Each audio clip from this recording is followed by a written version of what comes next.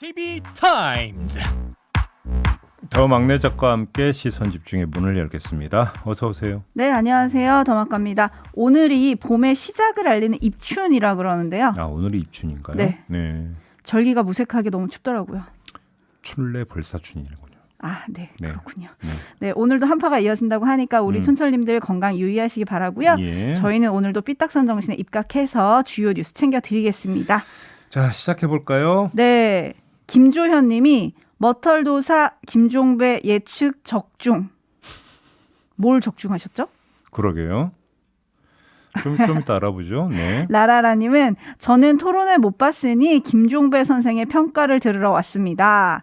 라고 해주셨는데 아마 오늘 첫 뉴스는 다들 이거라고 짐작을 하실 겁니다. 어제 그러게요. 처음으로 대선 후보들 간의 TV 토론이 있었잖아요. 못 챙겨봤는데 진짜 시청률이 얼마나 나왔는지 그게 궁금하네요. 제가 그걸 미처 체크를 못했네요. 아마 그러게요. 제일 높았던 거는 역대 중에 97년도인가? 그때는 50%를 넘겼다고 그러더라고요. 아, 그래요? 네. 아직 안 나왔을 거라네요. 시청률. 어젯밤 이제 밤에 진행이 돼서. 그래요? 아직 궁금하긴 안 나왔을 하네요. 거예요. 예, 근데 하여간 그 유튜브로도 생중계를 했기 때문에 네. 실시간 동접자 보니까 뭐 엄청나던데요. 그러니까요. 3살 다 합치면 엄청날 것 같은데 네. 어쨌든 그 내용을 저희가 오늘 JB타임즈 첫 번째 뉴스로 조목조목 짚어드릴 텐데요. 오디오로 먼저 만나보시죠. 시장으로서 이 대장동 개발 사업에 대해서 어쨌든 들어가는 비용과 수익을 정확히 가늠하고 설계하신 거는 맞습니까? 또 최근에 언론까지 다 검증했던 거예요. 검찰까지 다 수사하고 있는데 이런 얘기 다시 하시면서 시간 낭비하기보다는 합쳐서 3억 5천 넣은 사람한테 1조 가까운 이익이 돌아가게 설계를 했냐 이걸 묻는 겁니다. 저축은행 대출 비리는 왜 봐줬을까? 우연히 김만배의 누나는 왜 아버지의 집을 샀을까?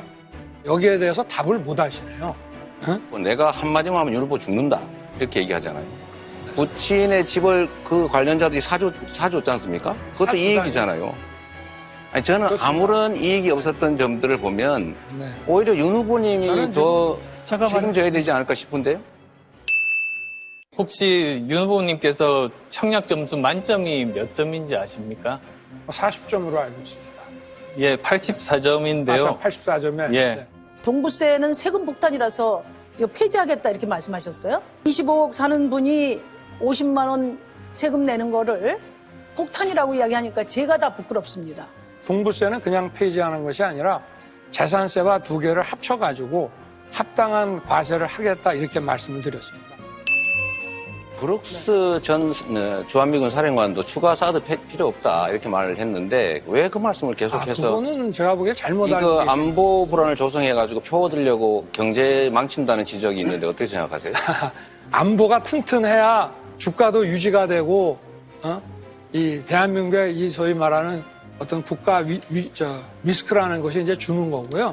킬체인은 전쟁을 억제하고 평화를 지키기 위해서 하는 것이고 그 적극적인 의지를 우리가 드러내는 것, 천명하는 것 자체가 전쟁을 막는 것이죠. 그러니까 그거는 이제 대통령의 언어가 저는 아니라고 생각하고요. 선제 타격은 곧바로 전쟁으로 가는 거거든요.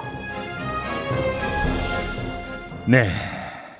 어제 2시간 동안 진행됐던 TV 토론 내용 일부를 지금 발췌해서 오디오를 전해드렸는데요. 네. 뭐 하나하나 다 짚을 수는 없고요. 네. 물리적으로 불가능하고 몇 가지만 뽑아서 지금부터 좀 말씀을 드려야 될 것 같은데 네.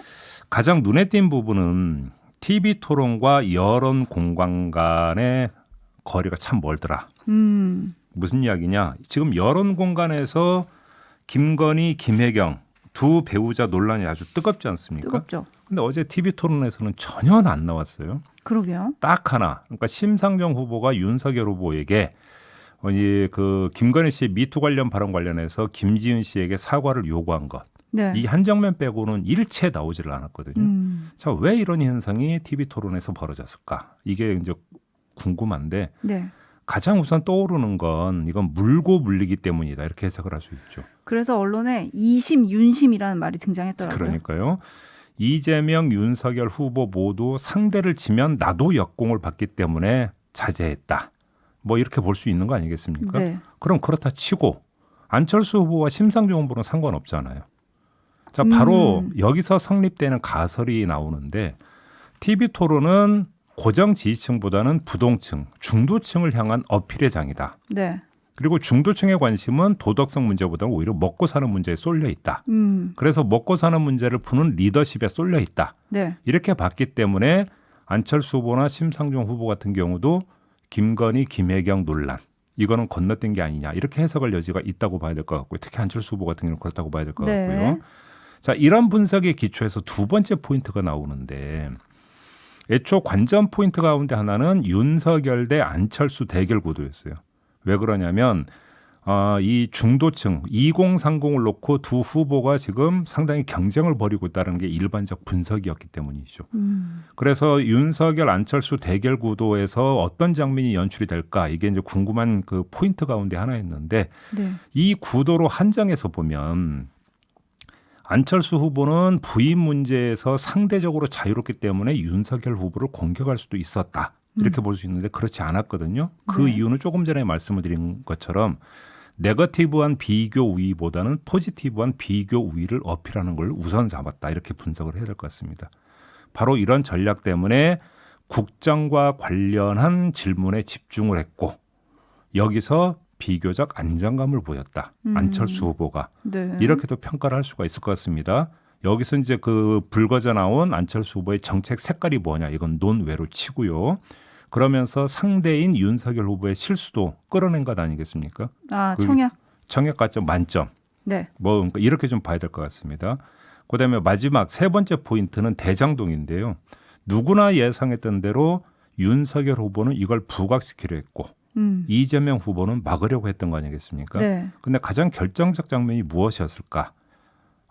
이제 부동산 주제 토론에서 윤석열 후보가 이 문제를 들고 나오자 이재명 후보가 김만배를 거론하지 않습니까? 앞서 오디오에서 잠깐 들으신 대로 네. 김만배를 거론하면서 역공을 편 건데 이때 윤석열 후보는 헛웃음인지 쓴웃음인지 아무튼 웃음을 지었고 다른 후보에게 마이크가 넘어가면서 상황은 종료가 됐던 장면이 있었거든요. 네. 이게 이제 그 가장 인상 깊었던 장면 아니냐 이렇게 아. 봐야 될 것 같습니다. 네, 일단 뭐 촌철님들의 반응 전해드리기 전에 시청률은 다 합쳐서 39%가 나왔다고 합니다. 3, 4 다 합쳐서. 네, 꽤 많은 분들이 함께 하신 건데요. 음. 촌철님들의 평가는 뭐 다양하네요. 2621님, 전체적으로 별거 없던데요. 한 방도 없는 공격, 말 돌리기 기술만 봤습니다. 또 비전 없는 공약들만 봤네요. 라는 의견 보내주셨고 언더동님은 윤석열 후보의 말실수, 주택 청약 40 만점 40점, 요거 기억에 남고요. 알리백이 뭐죠? 했던 거 그리고 개미들이 원해서 거래세 폐지는 뒤집었다. 이런 것들이 기억에 남습니다. 라는 평이 있었고요. 네. 8893님이 김종배는 아리백을 알고 있었냐? 왜 저는 투보 아닌데 왜 저한테 그러세요? 아리백 아세요? RB백은 알아요. 터미네이터는. 네, 그리고 데이지님은 안철수 후보가 생각보다 선전했습니다라는 평가 보내주셨고요. 투홍님은 역시 토론은 심상정이 강한 것 같습니다라는 의견도 지금 들어와 있고요. 네. 6767님은 김만배에 대한 윤석열 후보의 답 꼭 듣고 싶었는데 아쉬웠습니다. 라는 얘기를 지금 보내주고 계신데 저는 개인적으로 후보들 간의 눈 맞춤이 별로 없는 게 굉장히 인상적이었다. 주도권 토론을 하고 옆자리에 있는데도 네. 눈을 잘 안 맞추시는 후보들이 계시더라고요. 그게 굉장히 인상적이었는데 자, 종합평가 들어가겠습니다. 누가 잘했나요? 국민의힘에서는 답변은 윤석열 승, 질문은 심상정 승 이런 평가를 내놨는데 네. 제2부의 평가는 뭐 저도 그 순위를 매겨야 되는 겁니까? 해보시죠. 그 3부에 지금 연장전이 아직 남아있기 때문에 네, 진행자가 그 순위를 매기는 거는 아직은 좀 아닌 것 같고요. 알겠습니다. 나중으로 넘어가겠습니다. 네. 네. 자, 그리고 어제 토론 후에 심상정 후보가 토론이 5년 전보다 좀 막무가내였다. 이런 평가를 했어요. 그러면서 윤석열 후보에게 중대재해처벌법 그리고 주 52시간제 최저임금제 폐지를 물어볼 때 윤 후보가 난 그런 말 한 적 없다. 라고 되게 단호하게 얘기해서 내가 헷갈릴 정도였다. 언론에서 좀 검증을 해달라라고 주문을 했었거든요. 네. 그래서 이후에 팩트체크하는 기사들이 꽤 많이 나왔습니다. 촌철님들 참고하시면 좋을 것 같아요. 바로 그 점도 좀 같이 보지. 지금 그 더마카가 짚어주는 부분이 중요한 건데요. 어제 TV 토론에서는 답을 그러니까 내보인 부분도 있고 아닌 부분도 있지 않습니까? 네. 그래서 이게 답이냐 아니냐. 그다음에 무엇이 틀린 이야기냐 아니냐. 이게 또 이어지고 있는 거 아니겠습니까? 네. 그러니까 언론에서도 지금 연장전이 진행이 되고 있으니까 이것도 꼭 챙겨보시라. 이런 네, 말씀 꼭 챙겨보셨으면 좋겠고요. 네. 대장동 의혹과 관련해서 좀 공방이 뜨거웠잖아요. 처음부터 이제 대장동이 막 등장을 하기 시작했는데 네.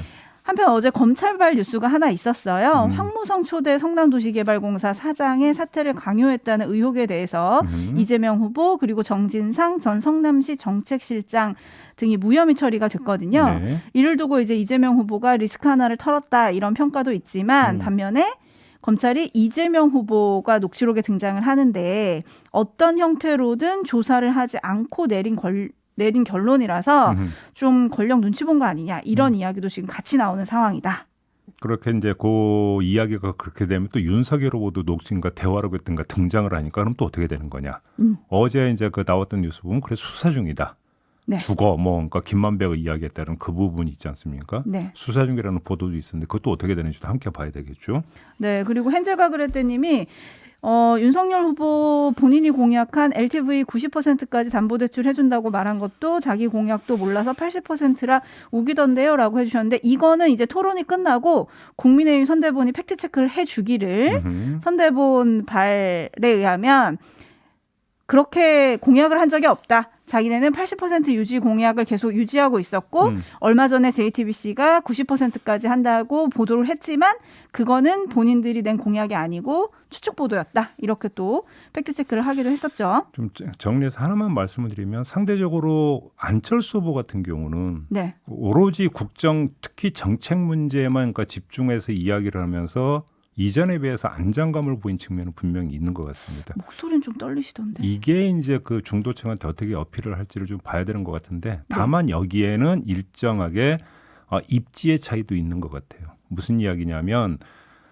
다른 세 후보가 안철수 후보를 공격 대상으로 삼지는 않았던 측면이 있는 것 같습니다. 네. 이거는 윤석열 후보도 마찬가지였었어요. 그렇죠. 그러니까 그런 점에서 그러니까 본인은 어떤 그 본인한테 다가오는 공격에 방어할 모드가 별로 필요가 없었고 그래서 본인이 준비했던 것만 이야기할 수 있는 측면이 있었다라는 토론의 환경의 차이가 좀 하나 있었던 것 같고 또 그렇게 놓고 본다면 윤석열 후보는 왜 안철수 후보에 그렇게 또 그렇게만 각을 안 세웠을까? 네. 이것도 좀 한번 좀 체크를 해봐야 되는 포인트일 것 같고요. 네. 그리고 어제 저희가 이 시간에 그 외국인 건강보험 문제나 이런 것들이 좀 나올 수도 있다라고 얘기를 했는데 네. 전혀 나오질 않았어요. 그죠? 그렇습니다. 이제 앞으로 이제 또 법정 토론이 또 이제 그 예정이 되어 있는 거 세 아니겠습니까? 차례. 네. 일종의 어떤 탐색전 측면도 있었다고 봐야 될 것 같아요. 어제 네. 토론 같은 경우는. 네. 네, 아무튼 2월 21일 그리고 25일, 3월 2일 이렇게 법정 토론이 남아 있다. 네. 그리고 이 토론들은 더 다양한 주제들로 또 열린다고 하더라고요. 그래서 그것도 시선 집중하면 될 것 같습니다. 네. 제이비타임즈 다음 주목할 뉴스로 넘어갈게요. 어떤 뉴스인가요? 이재명 후보의 부인 김혜경 씨가 경기도청 법인카드로 소고기 사 먹었다. 이런 의혹이 불거지지 않았습니까? 네. 어제 JTBC는 최고 12만 원으로 끊어서 경기도청 법인카드를 여러 번 썼고 그 사용 내역을 보면 소고기만이 아니라 초밥도 등장한다. 또 이렇게 후속 보도를 내놨습니다. 네. 아무튼 이 문제가 이제 논란이 되니까 이재명 후보가 본인이 직접 입장문을 발표를 했는데요. 이 가운데 그 두 문장에 꽂혔는데 도지사 재임 시절 부적절한 법인카드 사용이 있었는지를 감사기관이 철저히 감사해 진상을 밝혀주기를 바란다 했던 이 조치와 박찬대 선대위 수석대변인이 나서서 감사의 주체는 감사원이 아닌 경기도다. 이렇게 이제 밝혔던 부분이 있지 않습니까? 네. 이러면 이제 후속은 이제 그 경기도에서 이제 감사를 해서 결과를 내놓을 거다. 이건데 얼마나 빠르게 감사를 벌여서 얼마나 명명백백하게 진실을 밝힐 것인가. 특히 그걸 대선 전에 밝힐 수 있는 것이냐. 이게 궁금한데요. 그건 궁금점으로 남겨놓고 네. 여기서는 다른 점 하나를 짚겠습니다. 이재명 후보 입장문에 또 밑줄 그어야 되는 두 문장이 있는데 경기도 재직 당시 근무하던 직원의 일로 심려를 끼쳐 죄송하다. 이게 한 문장이고요. 저희 배우자도 문제가 될 수 있는 일을 미리 감지하고 사전에 차단하지 못했다. 이게 두 번째 문장인데 이 두 문장을 합치면 어떻게 되는 거냐. 경기도의 공무원 그러니까 배모 씨죠. 네. 배모 씨의 주동적인 일탈 행위에 끌려가거나 휘말린 부속적 위치에 있는 인물이 누구냐? 김혜경 씨다. 이렇게 설정이 되어 있다는 겁니다. 네. 두 문장을 종합을 하면 과연 이런 설정은 온당한 것인가? 이게 점검될 필요가 있다는 말씀을 드리겠습니다. 특히나 이런 판단은 이재명 후보가 요청한 감사 결과가 나와봐야 이루어질 수 있는 판단인데 감사를 신청하면서 감사 결과에 토대를 둔 판단을 먼저 끌어냈다라는 점. 이걸 어떻게 평가할 것인가? 이게 좀 포인트라는 것이죠. 네, 한편 경기도 내부에서는 우리가 감사하면 믿겠냐, 이미 경찰이 수사 중인데 감사 수사를 중복하는 게 적절할까? 뭐 이런 의문을 제기하는 말들도 나온다고 하더라고요. 네네. 네, 아무튼 뭐 경기도가 밝히기를 감사가 요청이 오면은 바로 착수해서 아마 다음 주 월요일쯤에 착수할 것 같다라고 하는데요. 좀 결과를 지켜봐야 될 것 같고요. 네. 그다음에 뉴스와 분석이 함께하는 제이비타임즈 함께하고 계시고요. 다음 주목할 뉴스는 어떤 건가요? 경기도 양주 채석장 붕괴 사고를 일으킨 삼표 산업 있지 않습니까? 이 삼표 산업의 2020년 감사 보고서를 경향신문이 입수해서 분석을 했다고 하는데요. 총 매출액이 6,534억, 영업이익은 109억이었다고 합니다. 근데 안전관리비 항목에 있어서 보니까 얼마였느냐? 565만 원이었다고 합니다. 그나마 이 항목이 2020년 이전 감사 보고서에는 아예 등장도 하지를 않는다고 합니다. 뭐 그 결과일까요? 2020년에 강원도 삼척 삼표 시멘트 공장에서 끼임 사망 사고와 추락 사고가 발생한 적이 있었고요. 지난해에는 노동자가 굴착기에 충돌해 사망하는 등 사망 사고 2건이 발생했습니다. 네. 노동부 특별 근로감독 결과 471건의 위법 사항이 적발돼서 과태료만 4억 3천만 원이 부과된 적이 있다. 이런 지금 보도가 나온 거죠. 네, 결국 골맞던 것이 이번에 제대로 터진 건데 중대재해처벌법 피해갈 수 없겠죠? 뭐 당연히 그렇다고 봐야 되겠죠. 근데 중대재해처벌법을 적용을 하더라도 어떻게 적용하는지가 중요한 거 아니겠습니까? 네. 관련해서 민주노총이 며칠 전에 제기한 문제가 있습니다. 자, 중대재해처벌법상 경영 책임자를 누구로 볼 것인지 이 문제가 중요하다. 이 점을 제기를 한 건데요. 이종신 삼표산업 대표이사가 그러면 경영 책임자이냐? 아니면 정도원 삼표그룹 회장이 경영 책임자이냐? 이걸 어떻게 적용할지를 봐야 된다. 민주노총이 이렇게 주장을 한 거죠. 네. 간단히 말해서 속칭 바지 사장을 화살바지로 앞세울 가능성이 있는데 이게 이제 수사 당국에서 어떻게 할 건지 이걸 봐야 된다는 이야기인데요.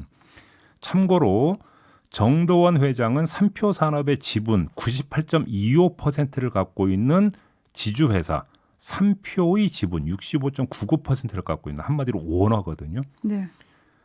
자, 그래서 바로 이 오너에게 사실상의 경영 책임자 지위를 물리고 그래서 중대재해처벌법의 처벌 대상으로 삼느냐 안 삼느냐 이게 지금 포인트다. 이게 이제 민주노총의 주장이 되겠죠. 근데 제가 볼 때는 이 법 적용이 어느 쪽으로 할지 엿볼 수 있는 힌트가 이미 다른 데에서 사례가 나왔다. 이런 말씀을 드릴 수 있을 것 같습니다. 그게 어디냐면 현대산업개발인데요. 광주 화정 아이파크 붕괴 사고가 나자 정몽규 회장이 어떻게 했습니까? 현대산업개발 회장직에서 사퇴하겠다고 선언을 했어요. 그렇죠. 그러면서도 지주사인 HDC 회장직은 유지한다고 밝혔어요. 네. 그림 나오죠? 네. 그러니까 현대산업개발은 또 이거를 김 회장한테 맡겠다는 후속보도 있었잖아요. 그러니까 물론 김 회장이 법률 검토했는지 내부에서 법률 검토했는지는 모르겠지만 지주사 회장은 경영 책임자가 아니다라고 확신을 했기 때문에 네. 지주사인 HDC 회장직은 유지한다 이렇게 이제 뭔가 갔던 거 아니겠습니까? 이렇게 놓고 본다면 삼표 산업에게 법이 어떻게 적용이 될지 대충 그림 나온다. 이렇게 정리를 해볼 수가 있는 거겠죠. 네, 그러니까 실질적인 오너가 누군지 따져봐야 된다 이런 건데 어쨌든 참 있는 사람들은 법의 구멍을 귀신같이 알아서 빠져나가려고 한다. 이렇게 되어버리면 그 오너가 그래서 중대재해처벌법을 염두에 두고 경영 책임자가 이 사람이라고 만약에 선례가 나와버리면 그 직위에 대해서 이른바 속칭 바지 사장을 안 칠 가능성이 충분히 있는 것 아니냐. 네. 이런 이야기가 되는 거죠. 쿵이님이 답을 주셨네요. 둘 다 처벌해라. 네. 가능한가요? 그게 가능할 것 같지가 않아서 그게 문제인 거죠. 네. 알겠습니다. 자, 이렇게 마무리하죠. 더마카 수고하셨습니다. 고맙습니다.